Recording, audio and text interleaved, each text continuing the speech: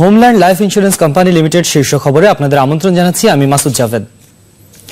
রাজনৈতিক সংকট নিরসনে সংলাপে আগ্রহী হলেও সরকার ও বিরোধী দল কেউই উদ্যোগ নিতে রাজি নয়। বিএনপি বলেছে, নির্দলীয় সরকারের প্রধান কে হবে তা নিয়ে আলোচনায় প্রস্তুত বিরোধী দল, তবে এই প্রশ্নে সংবিধানের বাইরে কোনো ছাড় দেবে না সরকার। বিস্তারিত জানাচ্ছেন নীলাদ্রি শেখর। নির্বাচন পদ্ধতি নিয়ে সরকার ও বিরোধী দলের টানাপোড়েনের মধ্যে বসেছে নবম জাতীয় সংসদের সম্ভাব্য শেষ অধিবেশন। নির্বাচনকালীন সরকার প্রধান কে হবেন, সংসদ বহাল রেখে না বিলুপ্ত ঘোষণা করে নির্বাচন, এসব ইস্যুতেও মতৈক্য হয়নি দুদলে। সংকট সমাধানে সংলাপই যে একমাত্র সমাধান, সে ব্যাপারে একমত দুদল। সকলের অংশগ্রহণের মধ্যে দিয়ে একটা নির্বাচন আমরা চাই, সেই নির্বাচনটা অনুষ্ঠিত করার জন্য সংলাপ তো আমরাও চাই। পার্লামেন্টও তো একটা সুন্দর যেখানে আমরা আলোচনা করতে পারি, সেখানে যদি বিএনপি প্রস্তাব দিতে পারে, সংলাপ তো হতে পারে, কিন্তু এটা তো সরকারকে উদ্যোগ নিতে হবে। এখন পর্যন্ত মনে হচ্ছে সরকার কোনো সমঝোতার মধ্যে দিয়ে এই সমস্যাটার সমাধান করতে চান, এটা মনে হচ্ছে না, এবং সরকার একটি অনমনীয় একটি অবস্থান গ্রহণ করেছে।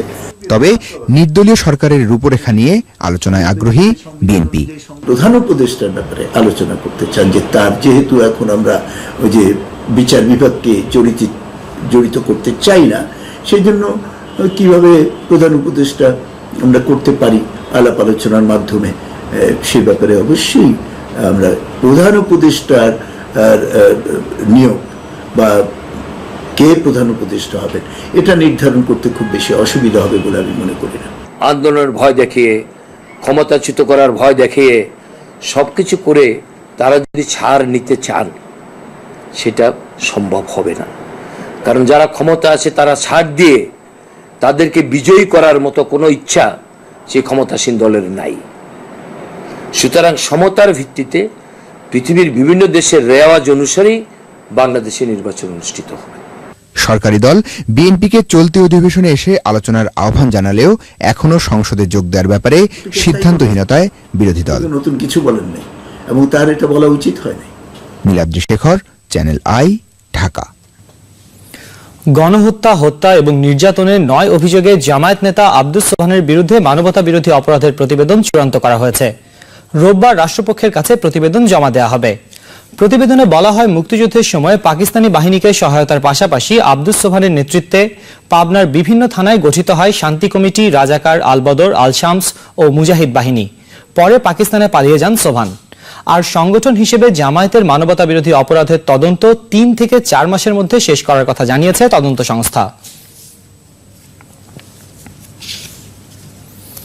আন্তর্জাতিক প্রসঙ্গ। গুজরাটের মুখ্যমন্ত্রী বিতর্কিত রাজনীতিক নরেন্দ্র মোদীকে প্রধানমন্ত্রী প্রার্থী ঘোষণার পর তোলপাড় চলছে ভারতের প্রধান বিরোধী দল বিজেপিতে। দলের অন্যতম শীর্ষ নেতা এল.কে আদভানির জোর আপত্তির মুখে মোদীর নাম ঘোষণার পর সিনিয়র অনেক নেতাই মোদীর বিপক্ষে অবস্থান নিয়েছেন। এই নিয়ে আদভানির সঙ্গে দেখা করেছেন সুষমা স্বরাজ এবং মুরলী মনোহর যোশী। বিজেপি প্রধান রাজনাথ সিংকে লেখা চিঠিতে লৌহ মানবখ্যাত আদভানি লিখেছেন, এই ঘটনায় তিনি হতাশ। 2002 সালে গুজরাটে সাম্প্রদায়িক দাঙ্গার জন্য দায়ী করা হয় মোদীকে। তবে গুজরাটের অর্থনীতিকে শক্তিশালী অবস্থানে নেয়ায় এক সময়ের চা বিক্রেতা নরেন্দ্র মোদী ব্যবসায়ীদের কাছে খুবই জনপ্রিয়।